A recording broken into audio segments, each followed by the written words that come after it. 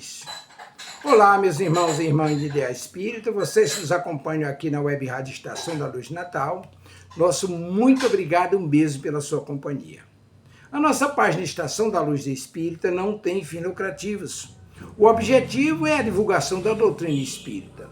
É por isso que reunimos aqui esse acervo de matérias espíritas, livros da codificação, obras suplementares, entrevistas, palestras, entre outros trabalhos. Tudo isso com o objetivo de chegar até você através dos programas das Web Rádio Cristo Consolador de São Paulo e Web Rádio Estação da Luz Natal, para atender suas necessidades de estudo, pesquisa e lazer. Tudo isso, como dissemos, sem fins lucrativos. Convidamos você agora para nos acompanhar em mais essa atração.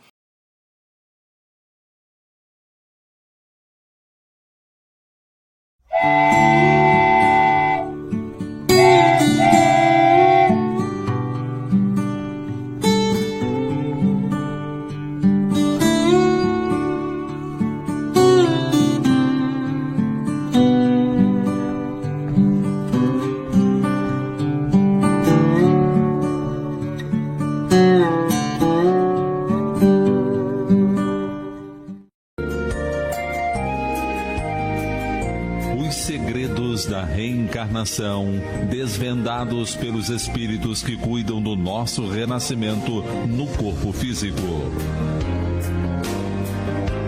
Pela Rádio Rio de Janeiro, Missionários da Luz. Produção e apresentação, Berenice Lima e Deusa Nogueira.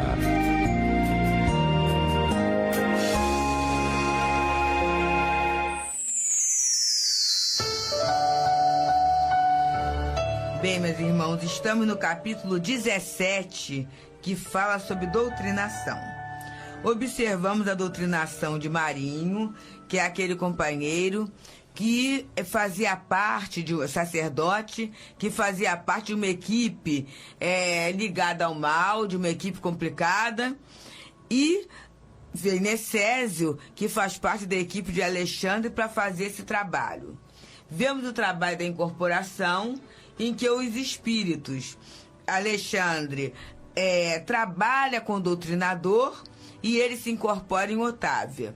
E nesse trabalho da incorporação, todo o trabalho espiritual dos fluidos dos amigos encarnados é ajudado para que a mãe se materialize.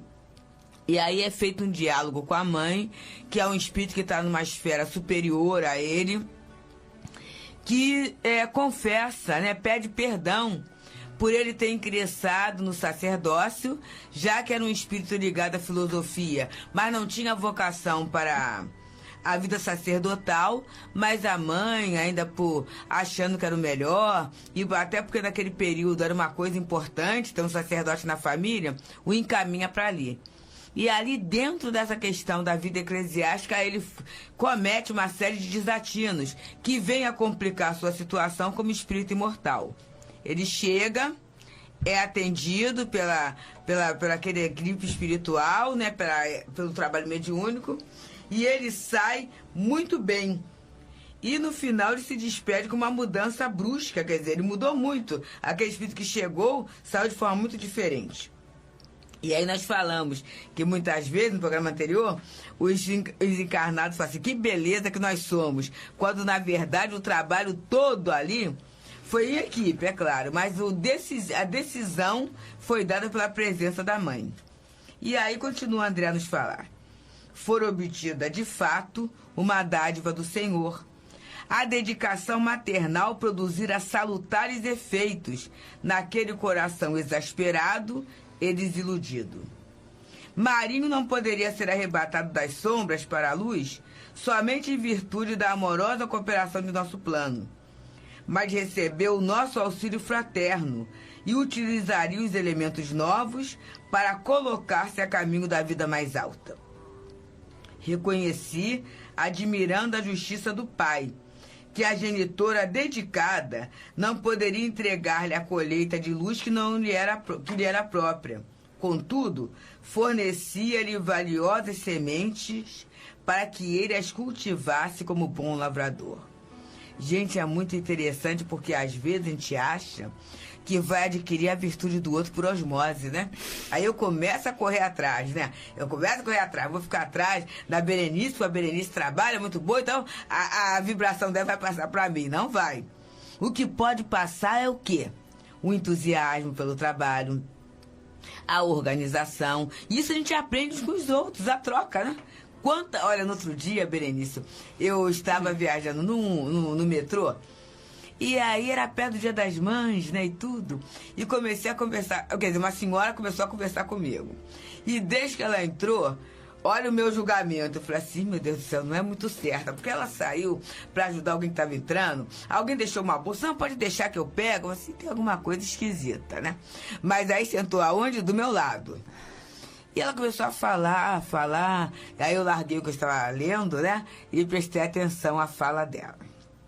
E ela falando, e até ali eu estava ouvindo como se fosse alguém meio estranho, destrambelhado. Ela sabe porque é Dia das Mães.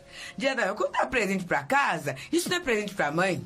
Porque a mãe não é a casa. Vai dar presente para trabalho, também não é. Às vezes compra coisas que você nem quer porque não é daquele jeito e tudo.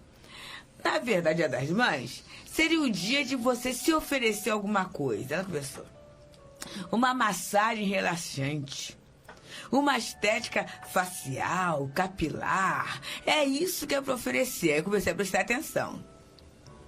Aí ela disse uma coisa que foi determinante na minha vida, naquele dia, né? Porque eu estava pensando como é que eu ia dar conta de umas coisas. E aí ela falou assim, porque ser super não é ser feliz. Gente, quando ela falou essa frase, eu me ajeitei no banco do metrô, falei assim, meu Deus do céu, porque não é assim não, tem que relaxar, não é? A gente tem que relaxar, não é pra ser super. Aí eu pensei assim, ela não sabe o que está falando, mas eu sei o que eu estou ouvindo, porque justamente eu queria dar conta de uma coisa que não era tão assim fundamental, mas no fato era para me sentir super naquela situação, né? Assim, aí eu fui relaxando e a coisa caminhou muito bem. Então é isso, né, gente? Ninguém pode passar a virtude para o outro, mas a gente pode aprender com o virtuoso. É isso, né? A gente vê muitas pessoas, quando determinados líderes desencarnam, elas ficam um tanto perdidas, né? Em qualquer situação, né? Na liderança política, a liderança profissional. Eu trabalhei num ambiente profissional e durante o tempo que eu trabalhei, né, um grande tempo, a gente teve uma direção extremamente competente, muito competente. A direção competente dá, assim, segurança para você trabalhar melhor, né? Porque você pode criar, pode fazer aquilo, aquela coisa outra, porque você sabe que tem um respaldo. E aí essa liderança saiu. Na verdade, gente, a confusão que ficou não é porque quem assumiu não fosse tão competente, não é isso. É porque a gente começa a ter expectativas em relação ao outro que é diferente. O outro não vai poder fazer daquele jeito. E aí a gente não se acostuma também a fazer a nossa parte, né? Então ele está falando aqui, a mãe de Marinho é um espírito elevado, tudo isso. Ela não pôde passar a luz dela para ele, por mais que amasse. Mas ela conseguiu o quê? Através da amizade, através do auxílio fraterno, do amor que ela possuía, ela conseguiu ter intercessão. Agora, o Marinho estava tendo o quê? As sementes. Você falou uma situação aí de grupo muito interessante, porque às vezes tem um líder. Esse líder é de uma condição vibratória. Todo o trabalho, todas as pessoas funcionam redondinho. Todo mundo está ali. Exatamente. Aí esse líder desencarna, ou por alguma questão é transferido, sai. Aí vem outro. Aí o trabalho que estava todo redondo, todo funcionando, se destrambelha. Isso. Aí as pessoas começam a falar, mas é porque o fulano não está mais aqui. Sim, mas o fulano, ele não fazia todo o trabalho. Não, exatamente. O trabalho da massa pertencia ao grupo. Então, quem falhou, na verdade, vocês do grupo é que estão falhando. Estão falhando, exatamente. Vocês é que estão deixando de ter a oportunidade de manter a qualidade daquele trabalho, né? Então, isso é uma responsabilidade muito grande. Às vezes a gente nem aprende, né? No outro dia, um companheiro lá do Leon Denis chegou, a gente estava lá naquelas aulinhas do Diálogo com as Sombras, da Desobsessão, e esse companheiro, ele nasceu praticamente no CELD, né? A mãe, uma das pessoas trabalhadoras antigas, tudo isso. E ele falou assim, Deusa, eu vivi no CELD, né? Quer dizer, e ele falou assim, a gente tem mais ou menos a mesma idade. Ele tem um pouco menos, né? Ele foi delicado. Mas a mesma idade, né? Mas, observa só, estava ali com o altivo, mas eu não observei o que você observou. Mas por quê? Eu já tinha vindo do Pedro e Paulo, né? E lá teve a figura do irmão Walter Faria, com a situação toda, que foi esse líder e que muita coisa se perdeu. Eu lembro que eu me dei conta do que eu tinha aprendido de mediunidade no núcleo através de uma fala de altivo. Quando a gente ia fazer o curso livre dos médios, eu falei assim, não, você pode dar aula, porque a experiência que você traz, que experiência é essa? Eu não tinha me dado conta do aprendizado que tinha tido lá. Aí eu fiquei atenta ao quê? As aulas que o altivo dava, as atitudes que ele tinha, né? A questão de trabalho, tudo isso. Mas aí muitos que estavam ali, por achar que sempre vai ter, que sempre é comum, não valorizaram aquilo. Aí hoje eu assim, meu Deus, mas foi isso mesmo. Então a gente às vezes, Berenice, também não fica atento àquilo que a liderança está dando pra gente. Isso. Aí perde. Isso, perde. Exatamente.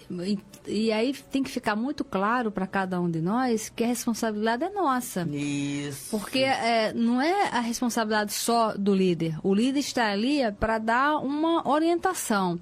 Agora, o resto... O trabalho não é dele, né? O trabalho é do grupo. Se o líder, por um acaso, sai e o trabalho fica esquisito, a responsabilidade é de cada um. Com certeza. Isso é muito interessante.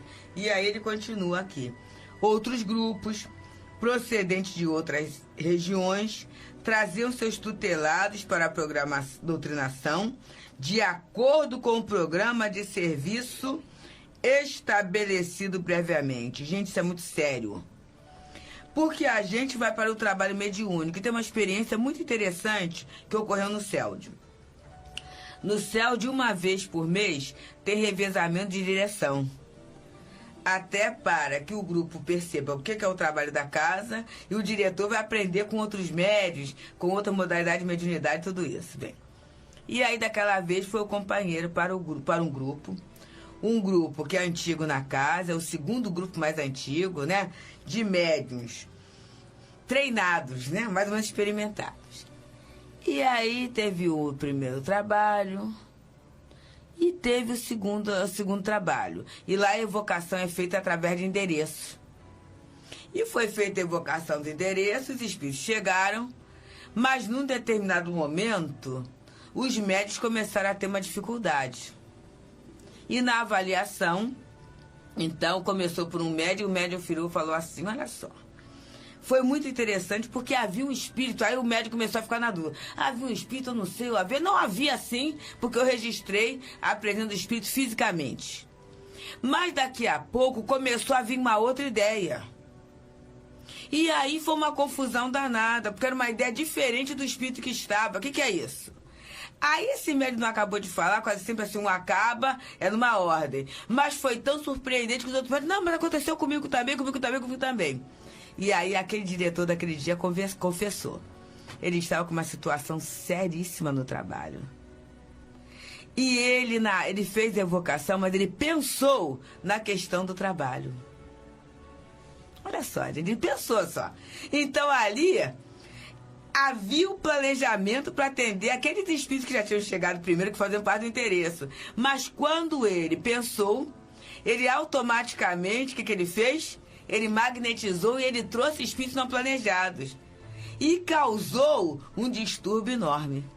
É que furar nem fila, um nem né? o outro furou a fila, exatamente. Quando a gente coisa de carteirada, né? Quando a gente Exatamente. fura a fila, e isso é uma coisa interessante, Deus, porque às vezes as pessoas até falam assim, eu estou precisando de um tratamento espiritual, não dá para você me colocar lá. Encaixar lá, exatamente. Porque não existe encaixe, existe às vezes uma fila de espera, às vezes está sobrecarregado o tratamento espiritual, né? Porque tem que esperar, tem a quantidade de médios e tem a quantidade de passes que cada um dá. E às vezes está no limite. Isso. Então tem que esperar alguns pacientes terem alta para poder Exato. entrar. Agora, a própria direção da casa tem uns casos que é passado à frente, casos de pessoas que vão fazer umas cirurgias muito complicadas, imprevistas, né? Às vezes a pessoa descobre que está com um problema sério e tem que fazer uma cirurgia repentina, de emergência. Então, esses casos, às vezes, ele até é passado na frente por algumas semanas. Porque é curto também o período, isso, né, exatamente. Mas não existe essa situação de passar à frente. E sempre que isso é uma coisa assim para a nossa autoeducação. Sempre que alguém nos oferecer passar à frente de alguém, que a gente também fale que não. Exato. Eu fui dar uma palestra num centro em Caxias.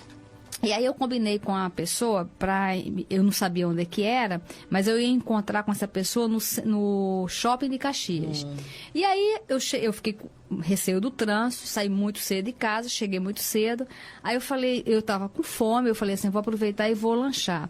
Só que era um dia de feriado, foi dia de 1º de maio. Gente, o shopping estava lotado. Eu fiquei 20 minutos na fila para comprar o meu lanche. 20 minutos na fila. E não tinha outra opção. E eu fiquei na fila. Quando faltavam 3 pessoas na minha frente, 3. Tinha a do caixa, tinha mais 2 e eu. E atrás de mim, uma multidão, né? Aí era um casalzinho de jovens que estava comprando. Aí veio outro casalzinho de jovens, aí se encontraram. Ai, fulano. Aí a menina falou assim, compra meu lanche. Imagina, uma fila enorme. Eu já estava pronta para dar o bote e falar assim, olha a fila que está aqui, ó. Você sabe que era um casal assim, em torno de 16, 17 anos mais ou menos. O namorado da menina falou assim, fulana, de jeito nenhum, olha o tamanho da fila. Você não vai querer passar na frente de todo mundo. E a menina ainda insistiu com ele, mas a fulana já está pagando, não custa nada. Não custa nada, mas ele está passando. Exatamente. Aí ele falou assim, se você quiser, você paga o seu, porque eu vou para o final da fila. E ele foi para o final da fila. E ela ficou danada, com vergonha, porque acabou que todo mundo escutou. E foram lá pro final. Aí quando chegou a minha vez, eu paguei o lanche, mas quando eu saí eu não resisti. Eu cheguei perto dele, no ouvido dele e falei assim, olha, parabéns pelo seu comportamento na fila. Sabe? Você foi assim, nota 10. E eu falei muito baixinho para que ela não percebesse, para ela não ficar constrangida também. Mas isso é um aprendizado que a gente também tem que trazer pra gente, né? E até nessa questão do atendimento espiritual, eu sempre falo isso, né? Porque uma vez um médium falou assim, mas aí o médium, ele está com problema, como é que vai ser atendido? Gente, vamos estudar. Existe um livro, Estudando a Mediunidade, do Martins Peralva, que é maravilhoso, que é em cima do livro Nos Domínios da Mediunidade, que ele faz um trabalho. Então, quando eu estou com um problema e ponho o meu nome na caixinha com o endereço, automaticamente tem um espírito que já vai eu chamo de apontador, né? Ele vai anotando aqueles nomes. E aquele nome vai ser encaminhado antes mesmo que os médios se reúnam para o trabalho da irradiação, ou para o trabalho do suicida, ou para o atendimento espiritual. Já é porque o trabalho é espiritual. Eu lembro uma vez Altivo falando, eu precisei para o meu filho, né? E aí ele estava encarnado ainda, e eu tinha botado em radiação. E Altivo explicou que Baltazar é um dos diretores espirituais da nossa casa. Ele tem um trabalho como se fosse uma sala com monitoramento de determinadas pessoas. É como se fosse uma câmera monitorando as pessoas para ver o que pode, qual é a providência que vai ser tomada. Gente, Então, tenho certeza, às vezes até na rua, a pessoa assim, Deus, pede por mim e tudo, vai ao centro hoje? Aí eu falo assim, não vou hoje não. Mas aí eu ligo pro centro, peço para a secretária, por favor, anota esse nome e esse endereço e põe na caixinha de radiação. E uma vez, foi muito engraçado, que antes da gente ir ao centro, no dia seguinte, a colega falou assim, olha, esse negócio de nome é sério mesmo, hein? Porque não é que já houve uma mudança, um reboliço danado, quer dizer, o trabalho é espiritual. É muita falta de compreensão da gente, a gente achar que só quando estiver lá atuando o médium é que vai haver o socorro. E aqueles locais que não trabalham mediunicamente, então não tem socorro? Né? Então ele continua pra gente assim. Foram 4 as entidades que receberam os benefícios diretos dessa natureza através de Otávio e outro médium. Em todos os casos, o magnetismo foi empregado em larga escala pelos nossos instrutores, salientando-se o de um pobre negociante que ainda ignorava a própria morte.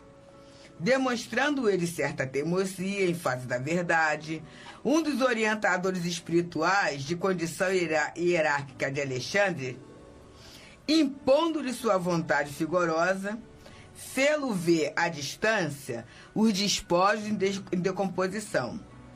O infeliz, examinando o quadro, gritava lamentosamente, rendendo-se, por fim, à evidência dos fatos. Olha só, gente, quem deu a notícia foi o instrutor espiritual, não foi encarnado, não. Em todos os serviços, o material plástico, recolhido das emanações dos colaboradores encarnados, satisfez eficientemente. Não era mobilizado apenas pelos amigos de mais nobre condição, que necessitavam fazer-se visíveis aos comunicantes. Era empregado também na fabricação momentânea de quadros transitórios e de 10 formas, que agiam beneficamente sobre o ânimo dos infelizes em luta consigo mesmo. Repetimos, livro Instruções Psicofônicas, lição Arquitetos Espirituais. Esse livro é de Chico Xavier, por espíritos diversos, e foi organizado por Arnaldo Rocha. Instruções Psicofônicas. E é interessante que nós estamos vendo que ele está dizendo, né, que espíritos do nível do Alexandre, ou seja, bem superior, o mais superior daquele grupo, é que estava ali, ajudando aquela pessoa numa complicação tão confuso, ou seja, na hora de ajudar não existe a hierarquia, né? Simplesmente a vontade de ajudar. Cada um fazendo o que pode, né? Um dos necessitados, que tomara o médio sob forte excitação, quis agredir os componentes da mesa em tarefa de auxílio fraternal. Antes, porém, que pusesse em prática o sinistro desígnio, vi que os técnicos do nosso plano trabalhavam ativos na composição de uma forma sem vida própria, que trouxeram imediatamente encostando-a no provável agressor. Era um esqueleto de terrível aspecto, que ele contemplou de alto a baixo, pondo-se a tremer humilhado, esquecendo o triste propósito de ferir benfeitores. Depois de trabalhos complexos da nossa esfera, terminou a sessão, com grandes benefícios para todos. Dentro de mim, germinavam novos mundos de pensamento. Os trabalhos havidos para cada caso particular constituíam lições diferentes para minha alma. E aturdido pela dilatação da luz, que se fazia cada vez mais intensa e viva no meu círculo mental, reconheci que os gênios celestes poderiam trazer o mais belo e eficiente socorro aos espíritos da sombra, que, movidos de piedade e amor, conseguiriam instalar abundantes celeiros de bênçãos junto aos sofredores. Mas, de conformidade com a eterna lei, os necessitados só poderiam receber os divinos benefícios se estivessem dispostos a aderir por si mesmos aos trabalhos do bem. Bom a beça isso. E aqui é interessante porque muitas vezes o espírito que está precisando de ajuda, ele se nega àquela ajuda. E aí ele vem com muita agressividade, porque aqui a gente fala assim, poxa vida, mas se o espírito estava sendo ajudado, como é que ele quis aí se agredir os obsessores? Porque nós somos assim. Porque às vezes nós precisamos de ajuda e quando a ajuda chega, a gente se revolta, a gente fica com raiva. Tudo isso. Até porque muitas vezes não vem do jeito que a gente quer, né? Às vezes a gente quer que a ajuda venha a nossa maneira e às vezes com orgulho, com a vaidade, feridos. E isso é tão complicado que às vezes a gente não quer estender a mão para pedir ajuda. Quantas pessoas estão precisando de ajuda e elas se negam a buscar ajuda? Ou elas se negam a fazer... pessoas que estão doentes se negam a tomar remédio, sabendo que o remédio vai ser um benefício. Ou seja, porque não pensa sobre si. Nesse capítulo que nós acabamos de estudar, que agora finalizou o capítulo 17, tem a questão muito interessante que nós colocamos aqui no programa passado sobre os nossos propósitos espirituais. Porque os nossos propósitos espirituais, nós temos que ter consciência deles e eles têm que estar acima dos nossos interesses mundanos. Porque às vezes os nossos interesses mundanos são tão cruéis e nós ficamos tão envolvidos e comprometidos com eles que nós deixamos o nosso propósito espiritual de lado e cada vez mais nos endividamos, cada vez mais sofremos muito. Porque imagina, o espírito aqui está em contato com os espíritos superiores. E mesmo assim está querendo agredi-los. E quantas vezes nós fazemos isso na nossa vida? E aqui, ele foi trazido uma situação para dar para ele o quê? Um choque, para ele baixar a bola um pouco. E uma situação até infantil, né? Que eu fiquei rindo, né? Ele tá com medo de esqueleto, né? É a criancinha que tem medo do monstrinho, quer dizer, aí a gente observa um espírito altamente infantil, quer dizer, essa agressividade, que a gente às vezes acha que é maldade, é infantilidade, é imaturidade espiritual. Então, que a gente consiga, no dia de hoje, observar na nossa família. Quem está agredindo a gente não é necessariamente mal, é muitas vezes uma alma infantil que perdeu o foco, né? O propósito em relação a si mesma. E se formos nós que estamos tendo esse comportamento, vamos ver aonde está a nossa infantilidade e assim mudar. Sempre com foco nos nossos propósitos espirituais. Muita paz. Muita paz, irmãos.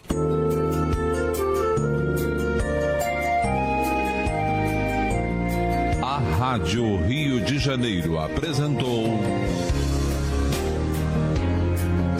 Missionários da Luz.